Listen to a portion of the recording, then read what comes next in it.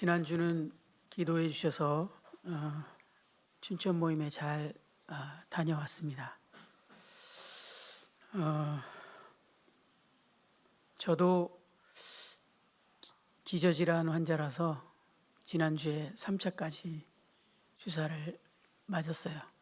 저는 개인적으로 의사가 연락이 옵니다. 저희 신장이식협회에서 맞아야 된다고 이렇게 연락이 와서 순종하는 마음으로 지난주에 이제 3차를 맞았는데 아무 이상 없이 그냥 다 3번 다 지나갔어요. 감사를 드리게 됩니다. 물론 우리 주님께서 지켜주시리라 믿지만 순종하는 마음으로 이렇게 진행을 했습니다. 오늘은 에베소 6장 말씀을 이제 마지막 장인데요. 6장 말씀을 교제를 하도록 하겠습니다.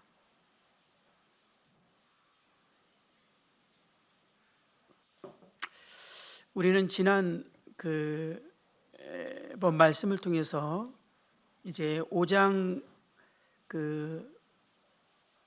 21절에 그리스도를 경외함으로 피차 복종하라, 이 말씀은 우리가 성령 충만한 증상의 하나로 이 말씀이 기록되어 있습니다. 그래서 성령 충만한 증상인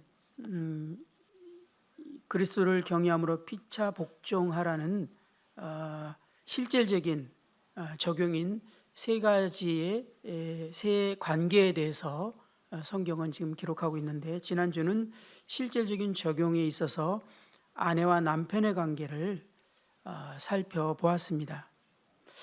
하나님은 이 그리스도의 가정이 세상의 빛으로 나타나게 되기를 원하시는 것을 보게 됩니다. 이로 인해서 복음이 전파될 기회를 얻기를 원하시는 것을 생각하게 됩니다. 이 내용의 큰 주제를 보게 되면 세월을 아끼라, 그리고 기회를 사라, 때가 악하니라. 이제 주님이 오실 날이 얼마 남지 않은 이때에 우리들의 삶 자체가 그리스도를 향기를 품는 그런 삶이 되기를 원하시는 하나님의 마음을 보게 되는데요.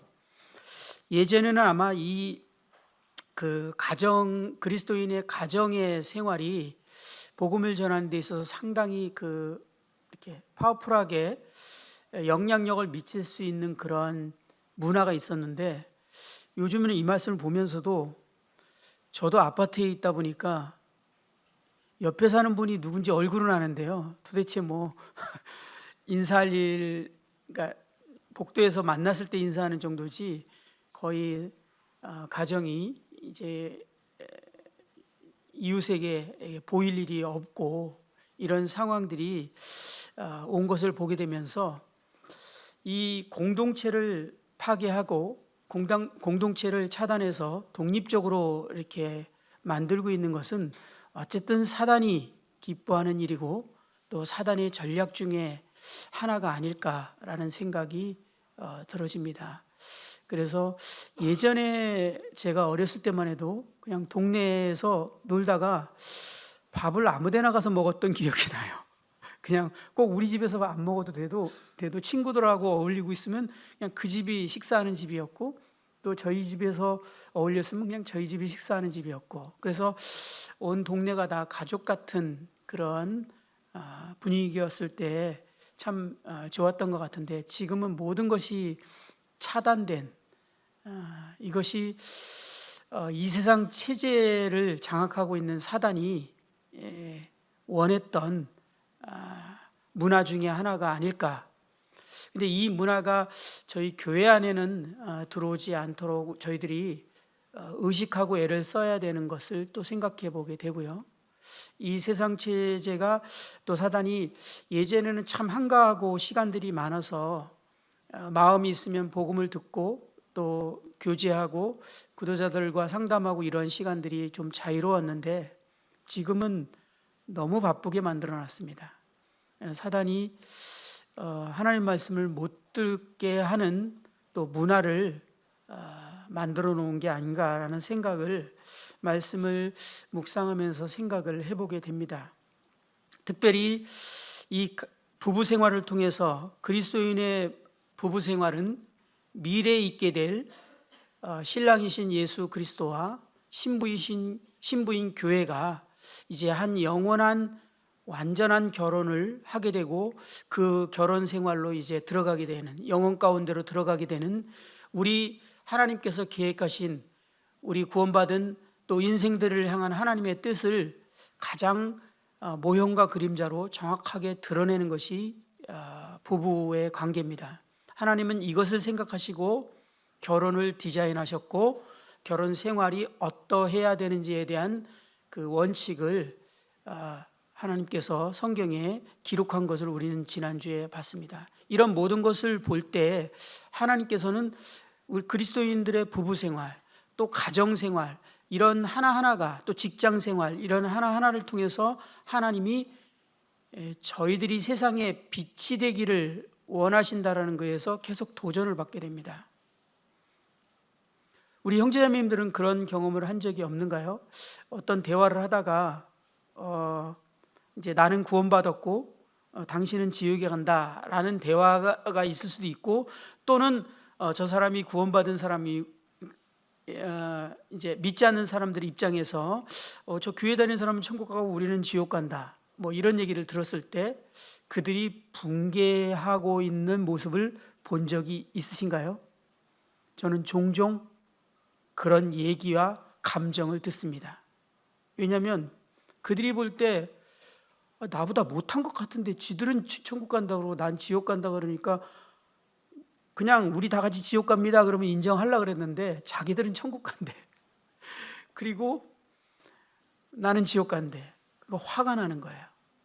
물론 저희들이 천국을 가는 근거가 우리들의 행위 때문에 행위로 말미암지 않은 것을 우리는 압니다. 근데요, 그들은 그것을 이해하지 못해요. 그러면 주님께서는 우리를 통해서 우리가 그들에게 행위를 통해서 구원받는 것이 아니라 오직 믿음으로만 간다라는 사실을 전하고, 우리의 행위는 그들보다 못해도 되기를 하나님께서는 원하시는가? 결코 그렇지 않다라는 것입니다. 하나님은 우리가 정말 육체 가운데 살았지만 이제 새 생명을 받고 새로 구원받은 우리들은 성령을 따라 행하게 되면서 우리의 삶 자체에서 그들이 이해할 수 없고 도전이 되고, 이 자신의 어두움이나 죄악이 아무 말을 하지 않아도 그냥 드러나고 비춰지는 그러한 빛의 자녀들의 역할을 하기를 원하신다라는 것을 우리는 이 4장부터 시작해서 5장과 6장까지 쭉 진행되면서 그리스도의 실질적인 생활, 특별히 이 주제는 그리스도의 사회생활이란 주제 안에서 나오고 있는 내용을 이라는 것을 보게 될 때 하나님의 마음을 우리가 생각해 보게 됩니다. 물론 이 영역은 어려운 일입니다. 그렇기 때문에 바울도 성령으로 충만해야 할 것을 말하고 있습니다. 우리가 그리스도와 동행하는 삶을 살지 않으면 이런 빛을 드러내기는커녕 반대로 오히려 교회 다니는 사람 때문에 나 하나님 믿기 싫어 라는 말을 듣게 되는 결과를 낳을 수도 있음을 우리는 생각해 보게 됩니다.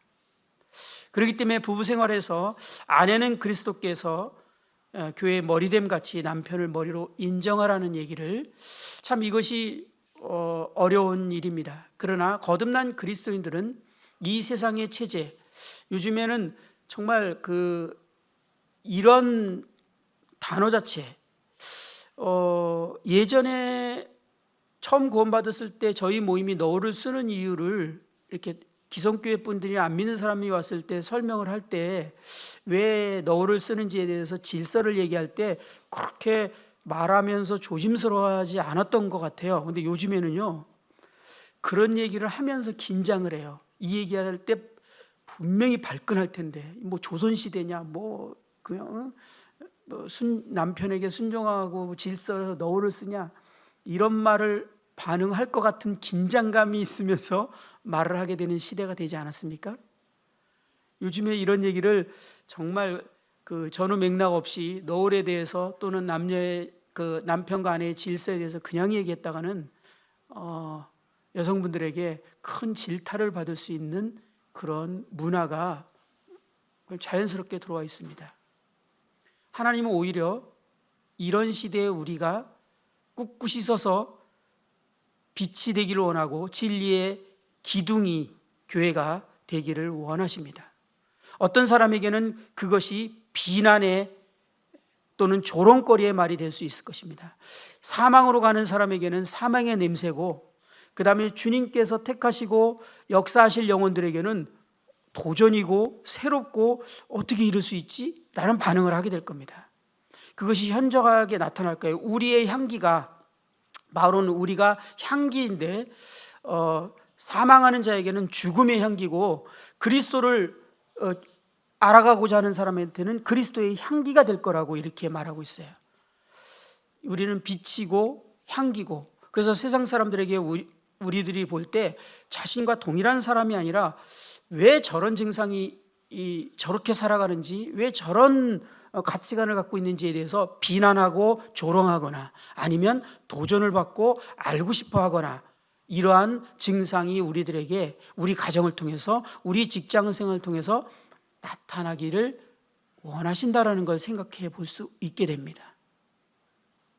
그래서 아내가 이 남편을 머리와 같이 여기는 그런 모습을 우리 친척들과 주변 친구들과 사람들이 볼 때 어떤 생각을 할 것인가, 또 남편이 아내를 사랑하는 이런 이 그리스도 교회를 사랑하듯이 사랑하는 그 모습을 볼 때 믿지 않는 사람들이 많은 생각을 하게 하는 이런 것들을 우리는 교제를 통해서 나눠보게 됐습니다. 그런데 여기서도 또 이런 생각이 들었어요. 이 부부의 관계, 다음에서 나오는 이제 자녀와 부모의 관계, 종과 상전의 관계가 이제 계속 이어서 나오지만, 이 관계는 이 말씀이 정말 놀라운 것 같아요. 피차 복종할 때 놀라운 조화를 이루게 되는 것을 보게 됩니다. 피차 복종할 때 한쪽에서만 이것이 진행돼서는 안 되는 것을 보게 됩니다. 뿐만 아니라 그 누구도 상대의 책임을 나의 권리로 요구해서는 안 되는 것을 우리는 생각해 봐야 됩니다. 그래서 아내가 남편에게 주어진 의무를 요구하거나 그것을 주장해서는 안 되고, 또 남편이 아내에게 주어진 의무를 요구하거나 주장할 수 없다라는 것입니다. 그것은 성경적이지 않죠. 우리 각자가 자기의 의무와 역할, 하나님께서 맡기신 그 말씀을 순종하는 것이 우리의 책임인 것을 보게 됩니다. 오늘은 6장에 있는 자녀와 부모의 관계, 그 다음에 종과 상전의 관계를 살펴보면서 마무리할까 하는데, 한번 6장 말씀을 읽어보도록 하겠습니다. 자녀들아, 주 안에서 너희 부모에게 순종하라. 이것이 옳으니라. 내 아버지와 어머니를 공경하라. 이것은 약속이 있는 첫 계명이니 이로써 너가 잘되고 땅에서 장수하리라. 또 아비들아, 너희 자녀를 노엽게 하지 말고 오직 주의 교훈과 훈계로 양육하라.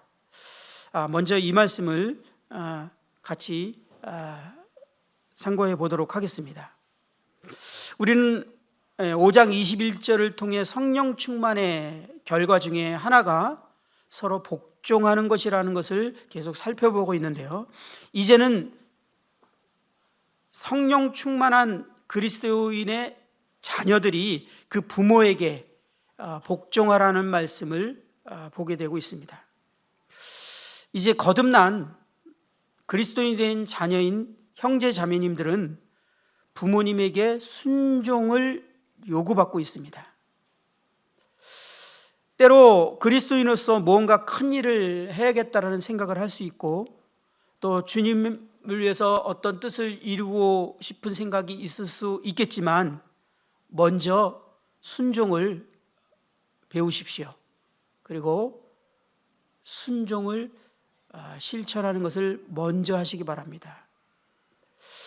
특별히 이 10계명의 내용에도 보면 어떤 분은 5계명이 이제 부모에게 순종하라, 부모를 공경하라는 말인데, 이것을 이제 10계명은 두 관계로 이렇게 나누지 않습니까? 하나는 하나님과 우리의 관계, 또 하나는 다른 사람과의 관계. 그런데 부모와의 관계에 대해서 어떤 분들은 다른 사람과의 관계로 놓기도 하지만 많은 분들은 이것을 하나님과 관계의 위치에 놓습니다. 결국은 부모를 공경하는 것은 곧 하나님을 공경하는 것이고 하나님을 순종하는 것이라는 것에 대해서 분명히 성경이 말하고 있기 때문에 많은 분들이 그렇게 말하고 있는 것을 보게 됩니다. 우리가 하나님께 순종하는 걸 배우지 못하고 하나님을 경외하는 것을 배우지 못한 상황에서 하나님의 뜻을 행한다는 것은 뭔가 맞지 않는 생각이고 옳지 않은 행동입니다. 그래서 골로새 3장 20절에 보면 자녀들아 모든 일에 부모에게 순종하라. 이는 주 안에서 기쁘게 하는 것이라. 하나님이 이 일을 기뻐하신다라는 것입니다. 그래서 하나님의 뜻을 행하기 전에 하나님을 위해서 삶을 드리고자 한다면 먼저 여러분들은, 우리 자녀된 형제자매님들은 부모님에게 순종하는 것부터 훈련을 시작하셔야 됩니다. 그것이 되지 않을 때는 성령 충만할 수 있도록 기도하시고 주님과 동행하시면서 이것에 대해서 무릎 꿇지 않고 끝까지 주님을 의지해서 승리하고 말겠다라는 그러한 주님 앞에 결단과 각오로 순종을 배우시고 훈련하시기 바랍니다. 이것은 제가 이렇게 강조하는 것은 너무너무 중요한 영역이기 때문에 그렇습니다. 로마서의 13장에서도 우리가 잘 알다시피 각 사람은 위에 있는 권세들에게 복종하라. 권세는 하나님으로부터 나지 않음이 없나니 모든 권세는 다 하나님께서 정하신 바라. 그러므로 권세를 거스르는 자는 하나님의 명을 거스림이니 거스르는 자들은 심판을 자체하리라. 이렇게 말씀하고 있습니다. 우리에게 세워진 권위는 그 사람의 어떠함이 아니라, 그분이 존경할 만하고 안 하고가 아니라 그 질서 자체로 그것 때문에 복종해야 한다라고 말하고 있는 것입니다. 이 말하는 당시에 권세자들이 다 옳은 정치를 했을까요? 옳은 인격을 가졌을까요? 바른 행동을 했을까요? 그거에 대해서는 성경이 일체 말하고 있지 않습니다. 여기에 포인트는 하나님이 정하신 것이라는 것이에요. 하나님이 세우셨다는 것이에요. 그렇기 때문에 우리가 어떤 권위에 순종하는 것은 그 질서로 인해서 순종하는 것이, 그분이 어떠함 때문에 순종하는 것이 아닙니다. 부모님의 어떠함이 아니라 부모님이 하나님께서 세우신 권위고 질서이기 때문에 우리가 순종해야 하는 것에 대해서 다시 한번 생각해 보게 됩니다. 그런데 이 말씀에 우리가 이제 좀 더 생각해 볼 수 있고 묵상해 볼 수 있는 것은 주 안에서라는 단어를 굳이 이렇게 앞에 넣었다라는 겁니다. 이 의미에 대해서 우리는 두 가지를 생각해 보면서 균형을 잡을 수 있는데요. 그 첫 번째를 생각해 보면 이 말은 먼저 그들이 부모에게 순종하는 것이 곧 주님을 섬기는 것이며, 그들이 주님께 순종하기 위해서 주님께서 명하신 것을 순종하는 것임을 의미하는 것을 생각해 보게 됩니다. 이 말씀이 무슨 뜻이냐면, 부모님에게 순종하는 것은 부모에게 순종한다라는 개념으로 접근하시면 안 됩니다. 반대로 우리 부모님들이 자녀를 가르칠 때 그렇게 가르치면 안 됩니다. 하나님을 순종하는 아이로 가르치셔야 됩니다. 그런데 하나님께서 부모에게 순종하라고 말씀하신 거죠.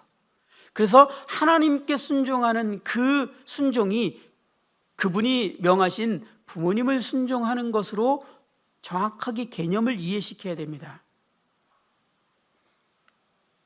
그래서 이것이 정확하지 않으면요, 부모를 순종하는데 하나님을 순종 안 하는 애가 있어요. 이거 어떻게 가르친 거죠? 나한테 순종해 라고 가르친 거죠. 쉽게 말하면 우리 자녀들에게 그렇게 가르쳐서는 안 됩니다. 우리 자녀들이, 또 여러분 자녀들 스스로가 이 부모님을 순종한다 하는 것이 하나님을 순종한다라는 것에 대한 분명한 개념을 갖고 있는 것이 필요한 것입니다.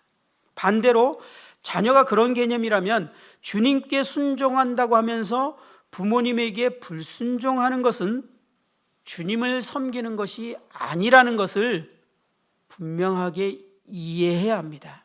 이렇게 배우게 되면 이것이 분명해지죠. 그렇죠? 그리고 부모를 순종하면서 하는 것이 주님을 순종하는 것이 부모를 순종하는 것이라는 개념이 이해가 된다면 더 넓게 나아가서 하나님께서 부모를 순종하라고 말씀하신 하나님께서 모든 위에 있는 권세들에게 순종하라고 말씀하셨기 때문에 하나님을 순종하는 하기로 이렇게 태도를 취한 사람은 다른 어른들에게나 다른 권위에게도 동일하게 순종하는 태도가 나오는데요. 또 어떤 아이는 부모의 말은 잘 들어요. 근데 다른 어른들의 말은 정말 안 듣는 아이가 있어요. 이거 잘못 가르치신 겁니다. 엄마 아빠 말만 듣게 만든 거예요. 성경은 그런 의미로 이 부모에게 순종하라는 말을 하고 있는 것이 아닙니다. 하나님을 순종하는 것이죠.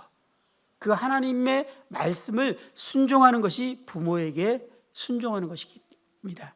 그렇기 때문에 우리가 주님을 섬긴다고 하면서 부모를 순종하지 않는다면 그것은 모순이 될 수밖에 없는 것이죠.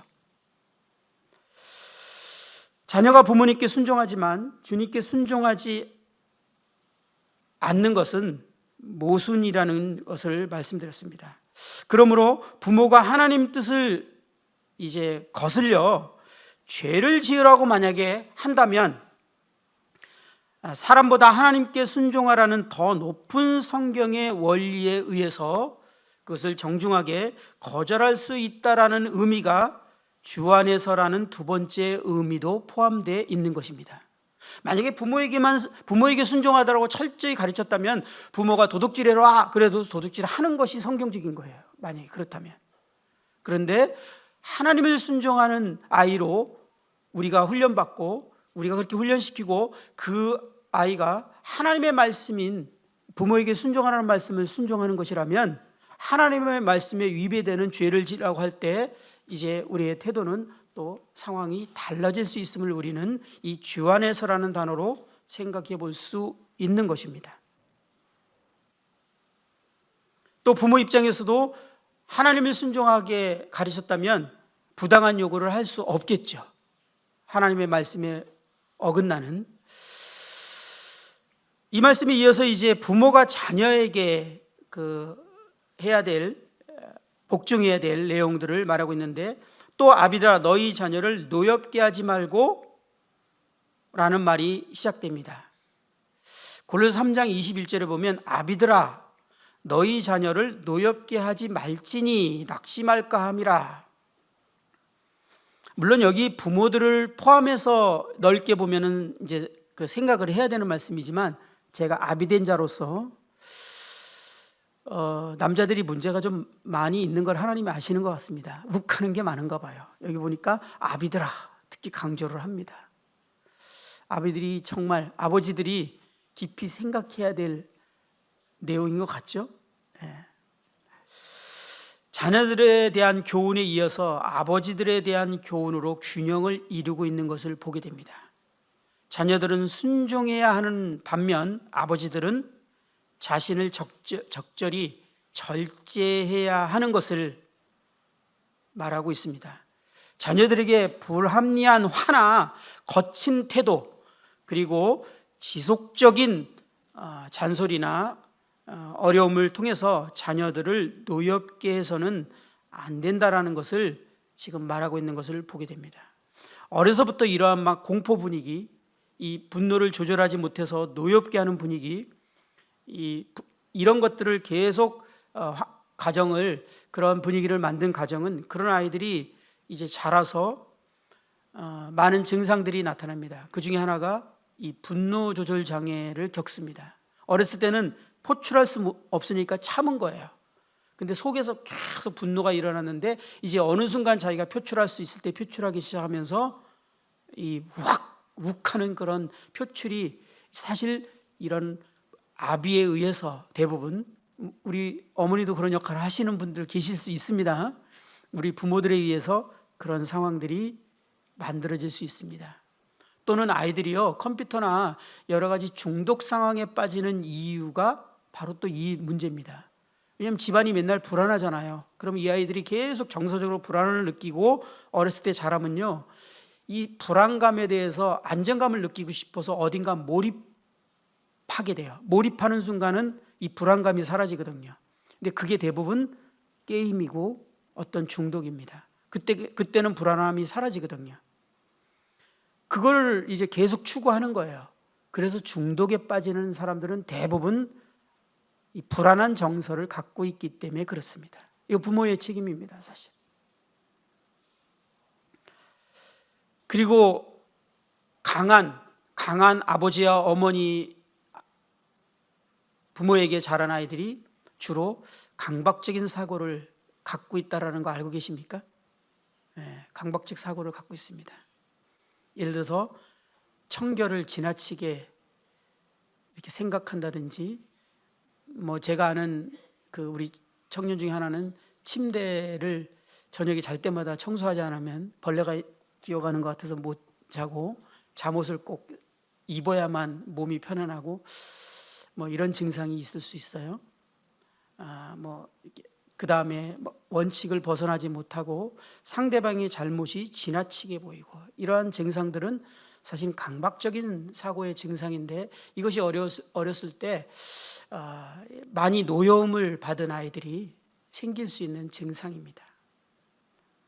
로저 다니엘이라는 사람은 이 골로새서 3장 21절 말씀에 대해서 이렇게 번역을 해놨더라고요. 주예를 해놨습니다. 질서가 엉망인 가정, 부모의 방침이 서로 어긋나는 가정, 부모의 실제 생활도 서로 간에 도무지 화합이 되지 않는 가정, 자녀에게 터무니없는 요구를 하는 가정 등에서는 자녀들이 경노하곤 합니다 라고 기록해 놓은 것을 보게 됩니다.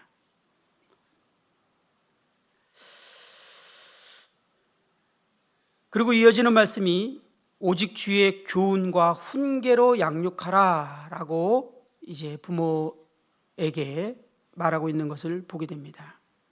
이 교훈이란 단어는 파이데이라는 단어로 교육, 훈련, 교종, 징계 이런 뜻을 지니고 있습니다. 이는 자녀를 교육하는 데 있어서 체벌을 통한 훈련, 즉 징계로 잘못된 점을 교정시키는 것을 의미하는 단어입니다.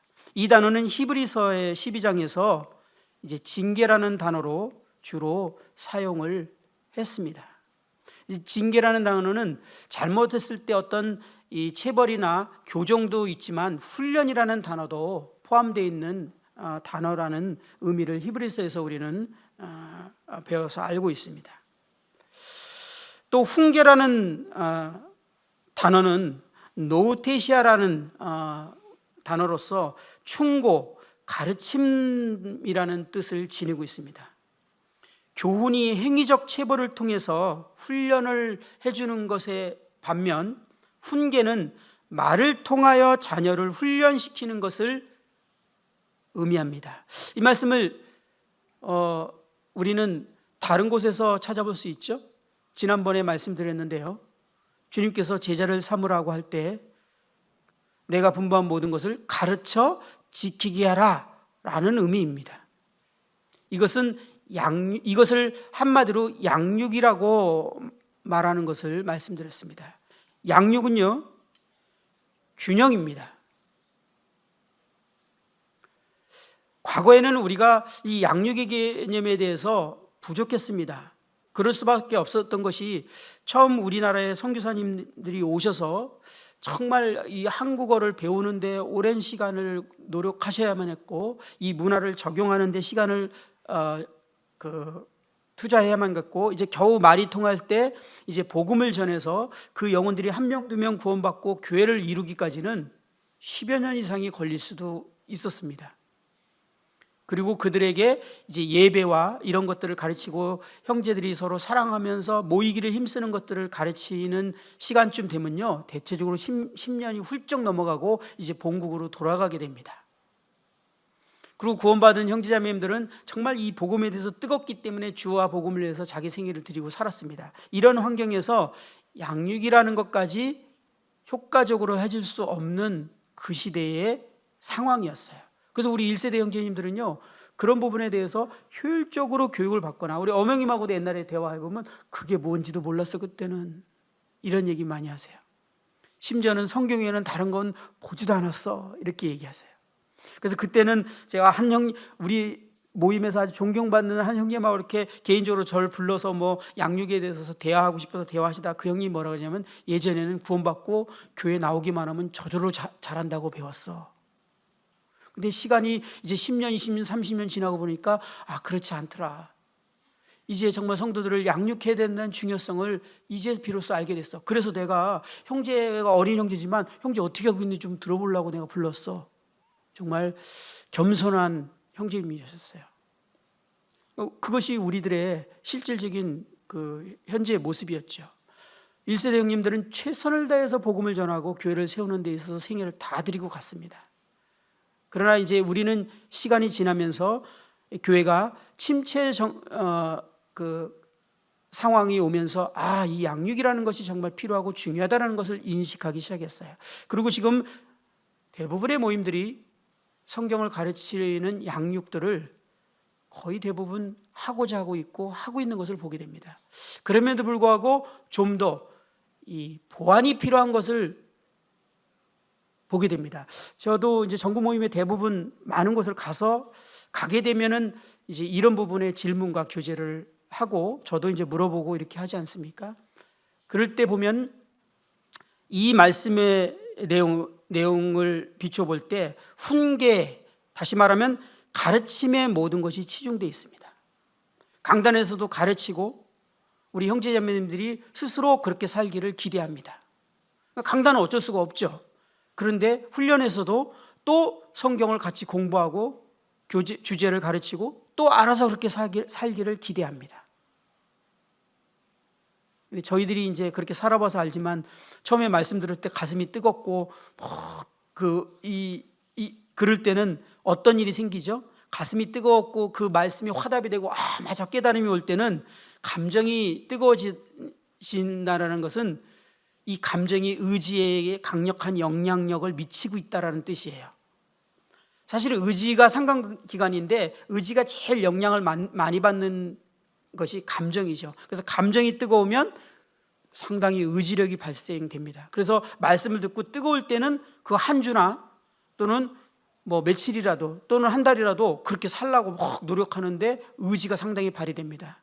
근데 그 뜨거운 감정이 사라지고 나면 어떻게 되죠? 의지도 어느 순간 사라집니다. 그래서 나는 대부분의 형제자매님들이 저한테 하는 말이, 훈련할 때 그런 얘기 되게 많이 했어요. 저는 의지가 약한 것 같아요. 그걸 반복해보면 나는 의지가 약한 것 같아요, 이런 얘기 하거든요. 그럼 제가 하는 말이 뭔지 아세요? 죄 지을 때도 의지가 약하시던가요? 생각해보세요, 이렇게 얘기합니다. 죄 지을 때는 의지 되게 강하죠. 끝까지 해내고 말죠. 의지 약한 거 아니에요. 감정이 의지를 자극한 겁니다. 그리고 결국은 시간이 지나면 습관이 이겨버리고 맙니다.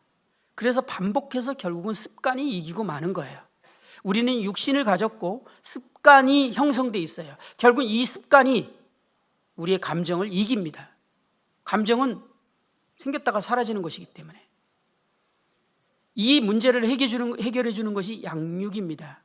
먼저 성경이 무엇을 말하는지에 대한 분명한 이해가 필요합니다. 가르침은 중요하죠. 그러나 그것을 실질적으로 살아갈 수 있도록 훈련해 주지 않으면 결코 그렇게 살아가게 되지 않는다라는 겁니다. 교회 안에서 말씀을 듣고 스스로 그렇게 살아가려고 노력해서 그것을 어느 정도 성공을 이루는 사람을 프로테이지적으로 제가 봤더니 3%가 안 돼요. 솔직히 1%라고 얘기하고 싶어요. 100명 중에 1명꼴이나 될까? 그렇지 않습니까?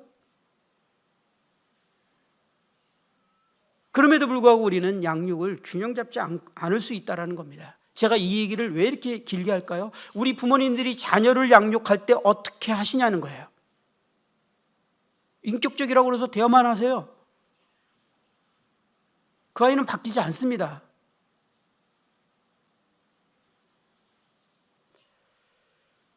결국은 그 아이 인격적으로 대화를 했는데 그 아이가 이제 그 말은 잘 알아듣거든요. 그래서 어느 정도 딱 크고 나니까 제가 많은 아이들이 있는데 이제 부모를 판단하기 시작해. 엄마 왜 그렇게? 이제 거꾸로 당합니다. 좀 크면. 훈련을 해준 게 아니라 가르침만 한 거죠. 제임스 날스라는 형제님은 이렇게 말씀하셨습니다. 성경은 양육하라고 하지 어디로 보내라고 하지 않습니다. 성경은 자녀들에게 말하라고 하지 않고 그들을 양육하라고 말씀하고 있습니다. 단순히 자녀들에게 거룩하게 살라라고 말하라고 하지 않고 자녀들이 거룩하게 살도록 양육하라는 것입니다. 단순히 자녀들에게 의롭게 살라고 말하라고 하지 않고 자녀들이 의롭게 살도록 의의 길로 인도하라는 것입니다. 이것이 바로 양육하라는 말씀의 의미입니다 라고 말했습니다. 성경에서 말씀하시는 양육은 단순하게 말로 이루어지는 것이 아닙니다. 성경은 주님의 교훈과 훈계로 자녀들을 양육하라라고 말씀하고 있습니다. 자녀들을 인도해서 하나님께서 원하시는 그 길로 데려가는 것이 부모들은 자녀들과 함께 길을 걸으며 인도하는 것이 양육이라는 것입니다. 이것이 부모의 책임이라고 이렇게 말하고 있습니다. 부모는 자녀들이 순종하도록 가르치고 훈련해야 됩니다. 만약 자녀들이 어린 시절에 순종을 배우지 않고 가정에서 부모에게 순종하지 않게 되면 그들은 하나님께 순종하지 않을 것이며 세상에 나가서는 하나님께서 제정하신 권위에도 순종하지 않게 될 것입니다. 그렇죠? 우리 아이들이 부모에게 그 순종을 배우지 않으면 나가서 어른들에게 다른 분들에게 동일하게 그렇게 행동할 수밖에 없습니다. 근데 이것은요, 가만히 보면 우리 부모님들이 너 순종해야 돼라는 얘기를 안 가르쳤을까요? 그리고 순종 안 해도 된다라고 가르친 부모는 세상에 존재하지 않을 겁니다. 수없이 말했을 거예요. 그런데 아이는 왜 이렇게 불순종하고 자기 멋대로 할까요? 이제 이해하십니까? 가르치기만 한 거예요. 그건 양육이 아니에요. 17명의 자녀를 키운 요한과 찰리의 어머니 수산나 웨슬리는 다음과 같은 글을 이제 썼습니다.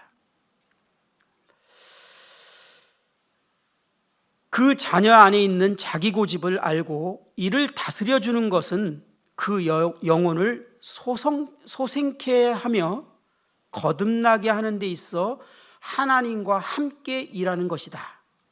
그러나 이를 방치하는 부모는 사단의 일을 하는 것이며 신앙을 헛되게 하고 구원이 멀어지게 하고 그의 몸과 영혼을 영원히 정지하는 것과 같은 일을 하는 것이다.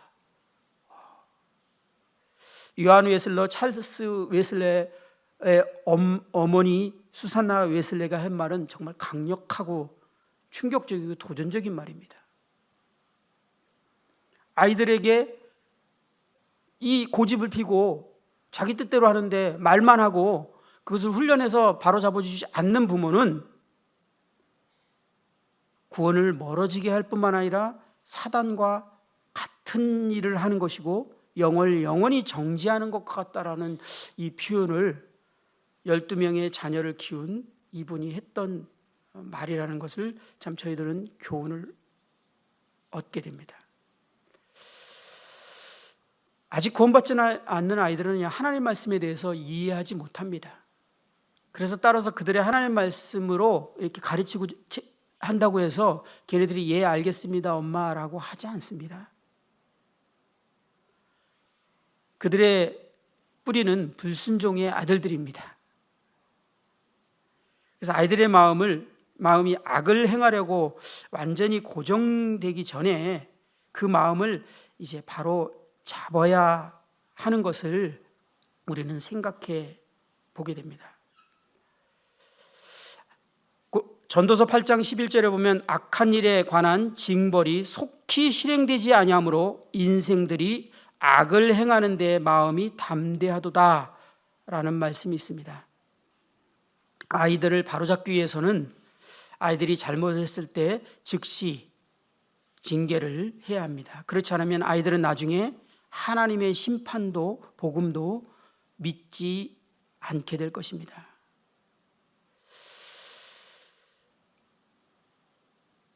가끔 제가 사용하는데 가슴 아픈 일이지만 저희 아이와 동일하게 같은 해 태어난 우리 자매 동생의 딸이 같이 이렇게 태어났어요. 그래서 둘이 되게 친합니다. 저희는 그때 형님들이 이 성경의 말씀 그대로를 저희들에게 가르쳤고 자녀들을 가르치고 교훈해야 될 것을 훈련해야 될 것에 대해서 말씀하셨고 그것에 대해서 이제 방법적인 영역으로 또는 매를 대거나 이렇게 해야 될 것을 정말 사랑으로 그것을 하는 것이죠. 히브리서의 징계는 사랑하는 부모가 하는 것이고 사생아가 아닌 친자식이기 때문에 받는 거라고 얘기하고 있습니다. 그래서 잠언의 말씀은 징계하지 않으면 사랑하지 않는 거라고 말하는 말씀들을 이제 배웠고 그래서 우리 아이들에게 그렇게 이제 했습니다. 그런데 그 시점에 저희 이제 처제가 아이를 정말 엄마는 간절히 아이를 가르치고 싶은 마음이 있잖아요. 그래서 그 같은 시점에 아이를 가졌을 때 낳기 전에 이제 어떤 좋은 센터에서 자녀 교육에 대해서 가서 교육을 이제 받았어요. 근데 그 자녀 교육에서 포인트는 잘 아시죠? 아이들이 기가 죽지 않도록 해라. 그러려면 절대 책망하거나 체벌하거나 그래서는 안 된다. 아이들이 기가 안 죽고 정말 자기가 이렇게 해야 한다. 그래서 그게 아주 논리적으로 잘 정리되어 있는 교육학이기 때문에 그것을 잘 듣고 그 아이를 그렇게 키웠어요. 어떻게 컸을까요? 제가 생각해도 저희 조카는요 정말 대단해요. 진짜 똑똑해요. 걔는 유치원 때 엄마가 피곤해서 자면요 혼자 일어나서 자기가 씻고 유치원복 다 입고 가방 메고 혼자 갔어요. 어떻게 그렇게 가능한지 저는 지금도 신기해요. 유치원 때 혼자 그랬어요. 그리고 지금 스스로 이제 학교를 졸업하더니 외국에 나가서 외국 생활을 그냥 스스로 하는데 남자들도 도저히 극복 못하는 그러한 영역들을 혼자 외국에 다 극복하더니 결국은 영국에서 삼성 계열의 회사에 들어가서 일을 하더라고요. 대단해요. 정말. 교육학 딱 맞는 것 같아요. 근데 성경도 정확하게 맞는 것 같아요. 이제 저희 처제도 구원받고 그 아들도 구원받고 또 저희 처가집 대부분의 딸들이 다 구원받고 이제 모임 생활하고 또 그렇지만 우리의 큰 기도 제목이 하나 있습니다. 그 아이가 주님께 올 마음이 없어요. 여러분들은 무엇을 원하십니까? 진짜 양심적으로. 이 성경에 말하는 이 가르침의 원리는요, 만약에 우리 부모님들이 정말 세상에서 아이들이 똑똑하고 어떤 위치에 서기를 원한다면 예, 맞습니다. 잠언 말씀대로 하시면 안 돼요. 실패하십니다. 그러나 정말 우리 아이들이 하나님을 경외하고 하나님의 사람으로 키우기를 원한다면 이 잠언의 말씀에, 성경의 말씀에 여러분들이 순종하시기 바랍니다. 기독교 심리학 책과 같은 잠언은 자녀들의 죄를 향한 신속하고도 확실한 징벌을 포함해서 자녀 훈육을 주제로 수없이 말하고 있습니다. 가장 잘 알려진 범죄 억제책 가운데 하나는 신속하고 확실한 형벌입니다. 그런데 오늘날 이제 세상의 대부분의 부모들은 체벌을 하지 말아야 한다고 생각합니다. 그리스도인 부모들이 성경적 유아 방식을 몹쓸 것으로 매도하는 심리학 연구에 근거를 두고 있는 가치에 휩싸여 있습니다. 그러나 우리가 하나님보다 지혜롭다고 생각해서는 안 됩니다. 그리스도인 부모들은 이러한 가치관을 받아들여서는 안 됩니다. 우리가 하나님보다 더 지혜롭다고 생각하면 안 됩니다. 정말. 하나님 말씀은요, 매를 아끼는 자는 그 자식을 미워함이라, 자식을 사랑하는 자는 근실히 징계하느니라 라고 말하고 있습니다.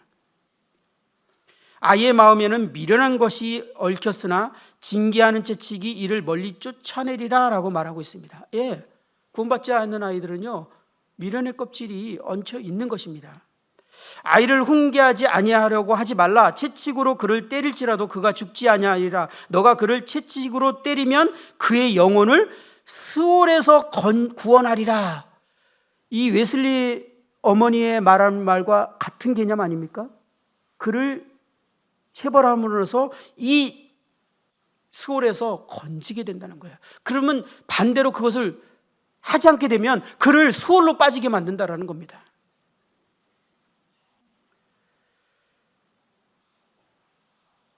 채찍과 꾸지람이 지혜를 주거늘 임의로 행하게 버려둔 자식은 어미를 욕되게 하느니라, 이렇게 말하고 있습니다.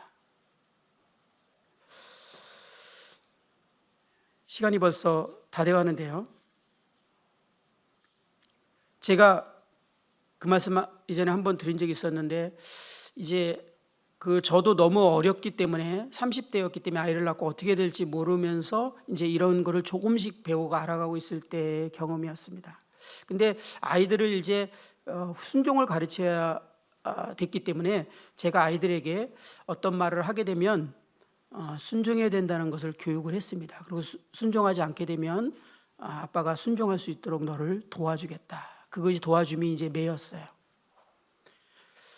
근데 제가 그렇게 말했는데 불순종하는데 매를 안 된다면 이제 제가 아이를 잘못 가르친 거죠. 예를 들어서 이런 거죠.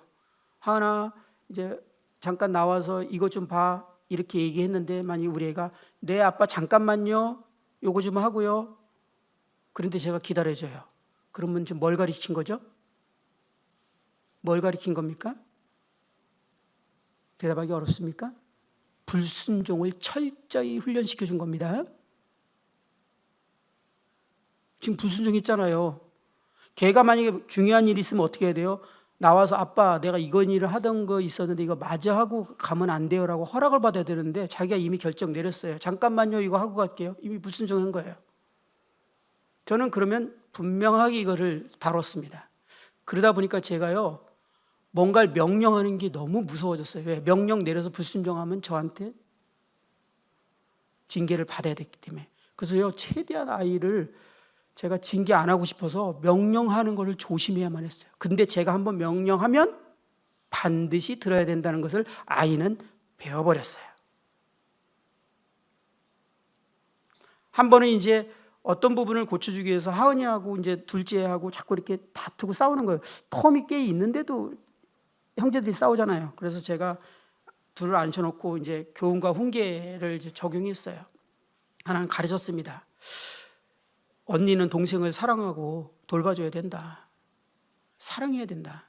동생은 언니에 대해서 권위를 인정하고 대들거나 함부로 해서는 안 된다.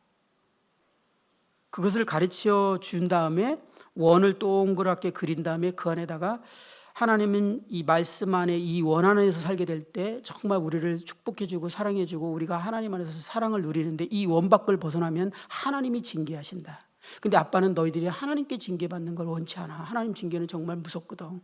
그래서 하나님이 징계받기 전에 내가 먼저 원 밖에 나가는 것 같으면 내가 먼저 징계할 거야 라고 가르쳤어요. 이해할 때까지 얘기해 준 다음에 그 다음에 저는 이제 그렇게 하고 나면 뭘 기다리면 한 번 시범을 보여야 되잖아요. 싸우기를 기다립니다. 왜? 아빠가 말로만 하는 건지 진짜인지 알아야 되니까. 다퉜어요. 아빠가 이렇게 가르쳤지? 이제 벌써 쫄죠. 네, 이제 맞아야겠다. 그리고 저는 매를 뗄 때 분명하게 아주 애들이 정신이 벌쩍 나게 때립니다.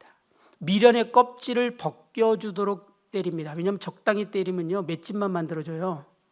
그 엄마들이 약하기 때문에 아빠들이 해주셔야 돼요. 애들이 막 계속 짜증을 내려